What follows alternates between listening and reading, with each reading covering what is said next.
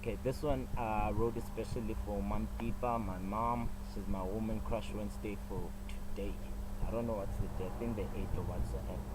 But yeah, it goes like, this for the woman in my life, the only mother involved who can break or make my life go on. I'm talking stress, tears, who make them fall. She's a daughter, sister, mother, recently even a granny. She can stand me but don't get me, backs me but don't stab me. Her scars are never aging since 9 and 1. Had no gap, she married, gave birth, stayed there for my sake. Through Zubeko emchadweni, stormy weathers, let the candle burn through the shadow of death. I fear no man, left my chest tied, padlocked. Like John, she knows a sinner. Some fight to be a winner. Bigger dreamer can lose hope. Now you still beginner.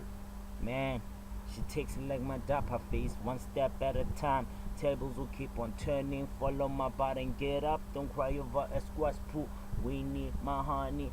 Swinging get joke. Won't cook it till 20 something. How did I get a mother like you? Tell me something. You said me kasa esukasa J. Something. Just some things are better said than unsaid.